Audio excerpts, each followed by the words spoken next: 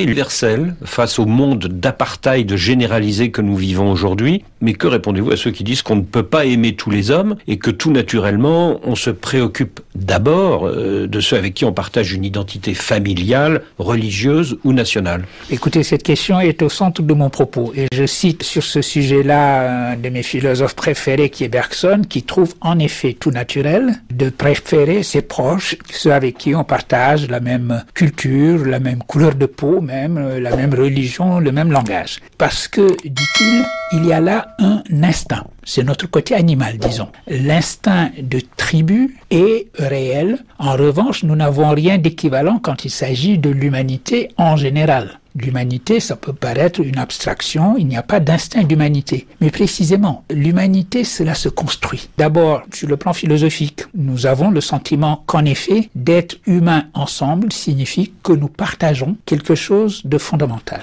Et, dit-il également, il y a la religion. Aujourd'hui, je sais bien, nous vivons dans un monde où la religion est une option parmi d'autres, mais au fond, c'est la religion qui nous enseigne, et c'est d'ailleurs ce qui est au cœur de toutes les grandes religions humaines, qui nous enseigne que mon prochain, ce n'est pas forcément mon proche. Et donc, le sentiment de l'humanité, ou la raison philosophique qui nous convainc de l'existence d'une humanité qui doit orienter nos actions, ceci fait partie aussi de nous, au même titre que l'instinct de tribu.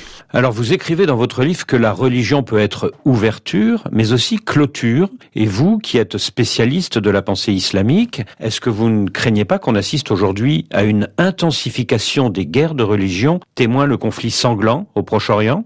Eh bien oui, voilà un exemple malheureusement d'instrumentalisation de la religion. Alors je viens juste à propos de l'humanité d'en parler comme un facteur d'ouverture à l'autre, d'ouverture au-delà de la tribu. Malheureusement, la même religion peut être également instrumentalisée pour être au contraire une force de clôture et être à ce moment-là embarquée dans nos tribalismes. Et malheureusement, l'instrumentalisation des religions dans le cadre de conflits qui au départ ne sont pas des conflits religieux est telle qu'en effet, nos conflits peuvent être transformés en des guerres de religion. Et est-ce que cette tendance n'est pas très lourde et n'est pas en train de prendre le dessus sur la dimension ouverture de toute religion?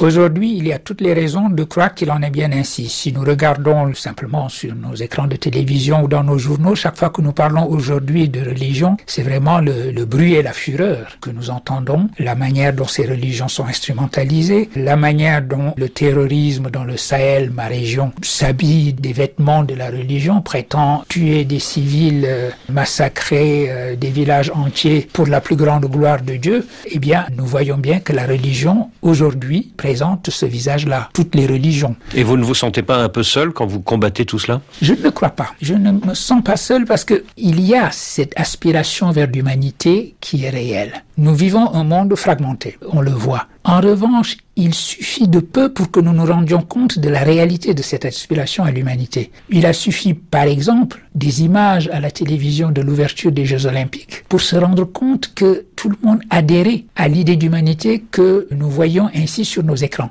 Autrement dit, l'aspiration est là et qui doit pouvoir dominer le scepticisme profond où nous met aujourd'hui la situation que nous vivons dans le monde. Vous parlez des Jeux Olympiques de Paris, mais est-ce que ce n'était pas une parenthèse enchantée? Les Jeux Olympiques de Berlin en 1936 n'ont pas empêché la Deuxième Guerre mondiale? C'était une parenthèse, mais c'était également, je dirais, une fenêtre. Tout le monde a été ému, enfin tout le monde, sauf justement des gens qui sont dans un esprit de tribalisme précisément, mais nous avons été tous enchantés par cette parenthèse parce que cette parenthèse nous offrait à voir une humanité diverse, mais ensemble, dans une compétition qui regroupait l'ensemble du monde. Et on aurait souhaité que ça corresponde aussi à une trêve olympique. Malheureusement, les deux grandes guerres qui aujourd'hui déroulent leur lot d'atrocités ont continué, mais il n'en demeure pas moins que nous avons entrevu à ce moment-là quelque chose qui doit nous conforter quand même dans l'idée que l'avenir est là et que cet avenir, nous devons travailler à le réaliser. En Europe et aux États-Unis, vous dénoncez la montée de l'extrême droite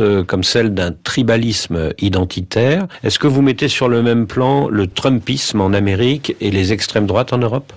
comparaison n'est pas raison, on le sait, les choses ne sont pas identiques, mais enfin, il y a quand même un dénominateur commun qui est que les deux se construisent sur le rejet de l'autre. Le trumpisme, il y a simplement quelques jours, a manifesté cela de la manière la plus incroyable possible en inventant cette histoire d'immigrés qui mangeraient les animaux domestiques, nos chers chiens et nos chers chats. D'immigrés haïtiens. D'immigrés haïtiens dans la ville de Springfield dans l'Ohio. Et nous voyons également en Europe des partis dont l'essentiel du programme est évidemment tourné vers la question de l'immigration, le rejet des migrants par ailleurs. Cela étant, il y a une autre forme de ressemblance qui est que ces partis développent une relation qui est une relation de culte pratiquement. Le trumpisme est énorme, il reste quand même qu'il a 47% de fidèles qui continuent à adhérer à sa personne, beaucoup plus qu'un parti républicain. Et il y a, de ce point de vue-là, une sorte d'embryon d'international de l'extrême droite qui irait en effet des États-Unis jusqu'en Europe. Vous qui enseignez à Columbia, à New York, est-ce que vous pensez que l'essor du mouvement décolonial, le wokisme dans les universités américaines et européennes, c'est une forme de libération ou au contraire de tribalisme identitaire, elle aussi? Le wokisme peut devenir une forme de tribalisme identitaire, il faut bien le dire. Si on a le sentiment que notre humanité, c'est une juxtaposition d'identités et que ces identités, au fond, ne communiquent pas, ça s'appelle apartheid, parce que c'était ça, le sens premier, littéral du mot apartheid, développement séparé. L'idée que nos identités poursuivent des trajectoires parallèles et que leur rencontre ressemblerait à des empiètements. J'ai mon identité, j'ai mon expérience, ce mot qui est souvent utilisé, et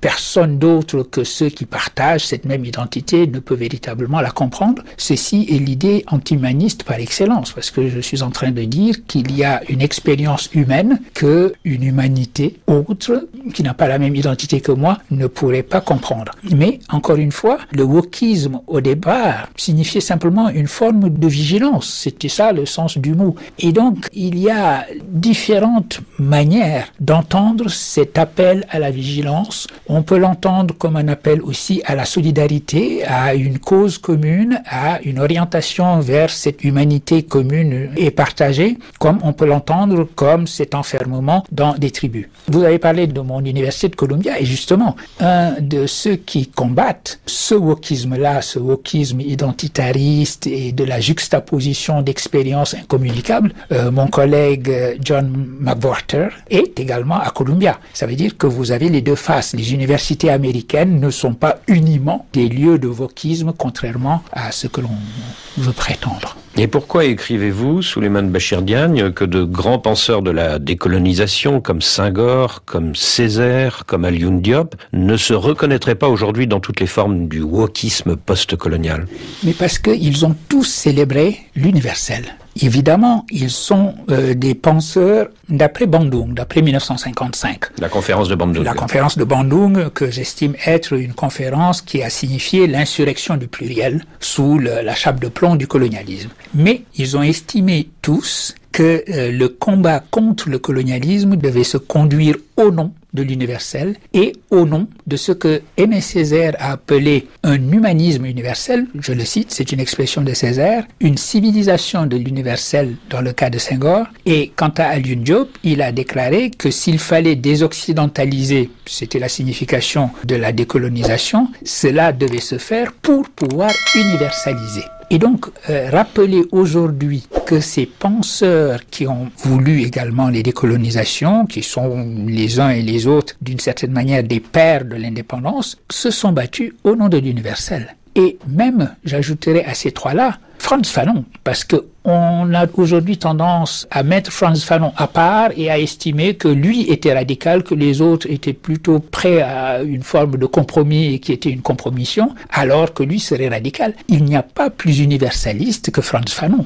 Alors, ce que ces penseurs partagent, c'est précisément de dire que l'universel, ça n'est pas donné, ça n'est certainement pas l'universalisme occidental affirmant que l'Europe était une exception, qu'elle était naturellement porteuse de l'universel et qu'elle avait la mission d'apporter l'universel au reste du monde. Ils avaient au contraire cette idée que c'était dans la lutte contre la colonisation que l'universel allait s'inventer. Et vous citez cette phrase de Frantz Fanon, « Quand vous entendez dire du mal des Juifs, dressez l'oreille, on parle de vous ». Est-ce que, malgré tout, Souleymane Bachir Diagne, on ne pourrait pas vous reprocher, un peu comme votre ami l'essayiste martiniquais Édouard Glissant, d'être un utopiste ?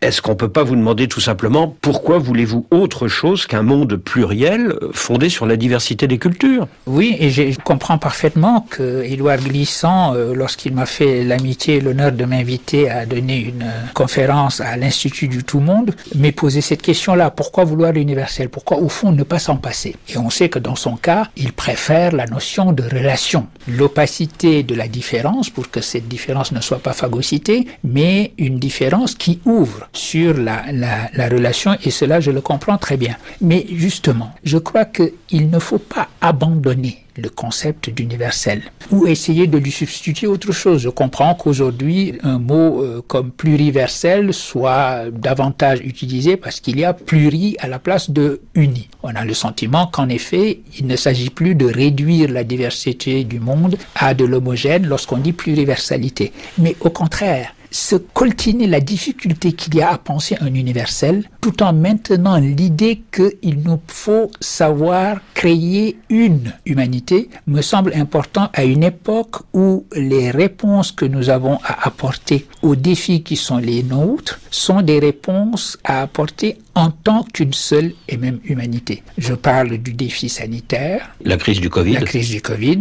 Je parle également de la crise environnementale. Nous avons bien aujourd'hui la certitude que la lutte pour notre planète doit être menée par nous tous ensemble. Par les 8 milliards d'habitants. Par les 8 milliards, d'où l'urgence et la nécessité des COP.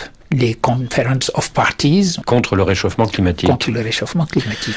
Vous rappelez qu'en 1948, après 2 ans de négociations, toutes les nations de l'époque ont réussi à signer ensemble une déclaration universelle des droits de l'homme, malgré l'hostilité des Américains aux droits sociaux, malgré le refus des Saoudiens, de l'Arabie Saoudite, d'admettre l'égalité des droits pour les femmes.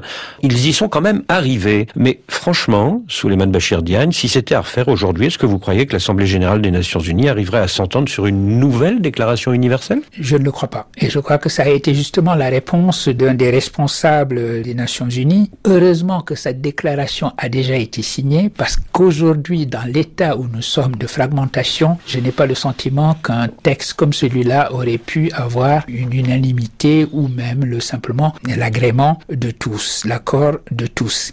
Évidemment, les nations de ce que l'on appelle aujourd'hui les Suds ou le Sud global n'étaient pas très représentées puisque les décolonisations n'avaient pas encore eu lieu, mais il y avait quelques-unes de ces nations. Et donc, ce modèle où des nations se mettent ensemble dans leurs différences, mais elles sont ensemble pour élaborer un texte commun, une déclaration, en appelant cette déclaration non pas une déclaration internationale, mais une déclaration universelle, au sens où ce qui s'était produit là, ce qui avait été signé, ce qui avait été d'abord déclaré et accepté, en quelque sorte transcendé chacune des nations, eh bien, voilà un modèle de ce que veut dire universaliser ensemble. Alors évidemment, les Nations Unies aujourd'hui brillent par leur impuissance souvent, leur imperfection, puisque ce n'est pas vraiment du multilatéralisme, quand il y a encore des inégalités entre les nations qui se réunissent ainsi, mais c'est ce que nous avons. C'est ce que nous avons aujourd'hui comme lieu d'universalisation. C'est mieux que rien. C'est mieux que rien. Quand je parlais des défis sanitaires, l'OMS a son importance. Le défi environnemental, les COP ont leur importance. Eh bien, voilà des cadres dans lesquels nous avons cet embryon de ce que signifie universaliser ensemble. Et c'est dans cette direction-là, à mon avis, qu'il faut également pousser. À l'appui de votre thèse sur la possibilité de vivre tous ensemble, vous invoquez l'Afrique du Sud post-apartheid, l'humanisme profond de Nelson Mandela qui n'a pas voulu faire de sa victoire un moment de vengeance contre la tribu Afrikaner. Est-ce que ce n'est pas une exception sans lendemain ? Ça a été un de ces moments de lumière qui nous indique qu'une aspiration à l'humanité, cela est possible. vous et moi, nous nous souvenons de ces scènes incroyables de la sortie de Nelson Mandela de prison.